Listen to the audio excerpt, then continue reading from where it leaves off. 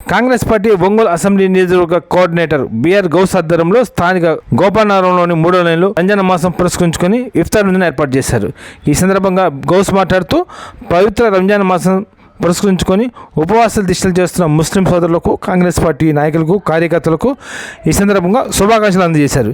ఈ కార్యక్రమంలో వంగలాల scene, ఉద్దని Mallikarjun, Sheikh Fazalullah, Rayapati Gideon తదితరులు బాగున్నారు.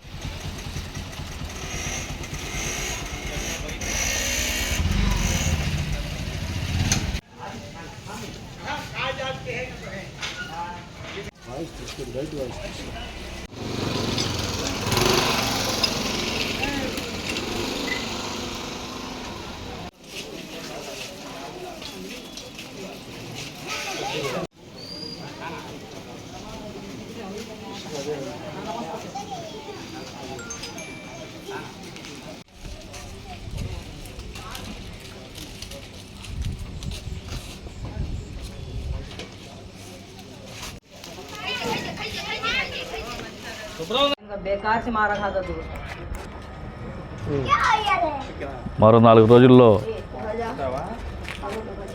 రంజాన్ నెల పురస్కరించుకొని ఏదైతే ముస్లిం సోదరులందరూ ఉపవాస దీక్షలు ప్రారంభించి ముగించిపోతున్నారో, మరి రంజాన్ పండుగ రాబోతుంది.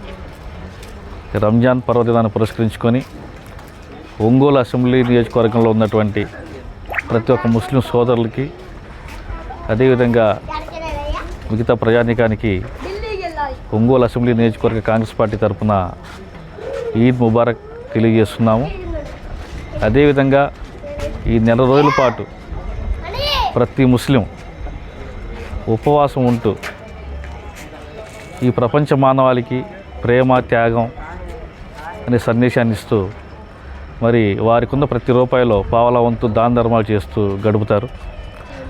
మరి బాధాకరం విషయం కూడా, ఈ పవిత్ర రంజాన్ ఇటువంటి నెలలోనే ఈ దేశంలో మరి ముస్లింల యొక్క హక్కులను కలరాసే వక్ఫ్ బోర్డు సవరణ బిల్లును కూడా తీసుకురావడం చాలా విచారకరం.